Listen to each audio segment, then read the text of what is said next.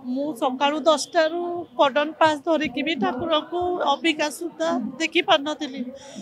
ଅବିକା ମୋ ଛୁଆ ମୋ ବର ସବୁ ଆସି ଦେଖିଲେ, ମୁଁ ଦେଖି ପାରୁନଥିଲି। ମୋତେ ବହୁତ ଖରାପ ଲାଗୁଥିଲା।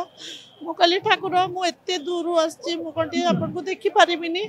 ସେଇଠୁ ମୁଁ ତ ଜାଣିଛି କାଳିଆ ନିଶ୍ଚୟ ମୋତେ ଦେଖାଦେବେ, କିନ୍ତୁ ଆଜି ଏମିତି ଦେଖାଦେଲେ। ଜଣେ ଆମ ଭାଇଟି ଆଣିକି ଏଇ ଜାଗାରେ ମୋତେ ଛିଡ଼ା କଲେ, ଆଉ କାଳିଆ ସ୍ୱୟଂ ମୋ ସାମ୍ନାରେ ଅଛନ୍ତି।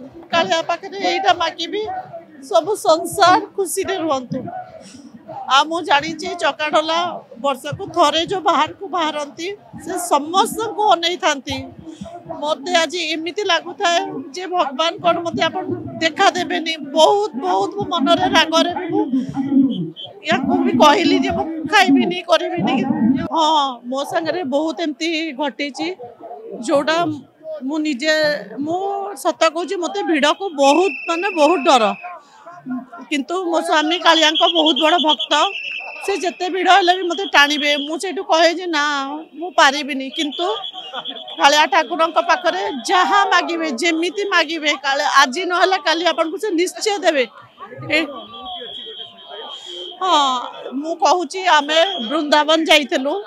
ସେଇଠି ବୃନ୍ଦାବନ କାହ୍ନା ସେଇ ଗୋଟିଏ। ସେଇଠୁ ମୋ ସ୍ୱାମୀ କହିଲେ ଯେ କାଳିଆ, ତୁ ତ ସେଇ କୃଷ୍ଣ, ସବୁର ଗୋଟେ ଠାକୁର, କ'ଣ ମୋତେ ଦର୍ଶନ ଦେବୁନି? ମୋତେ କ'ଣ ତୁଳସୀ ଖଣ୍ଡେ ଦେବୁନି?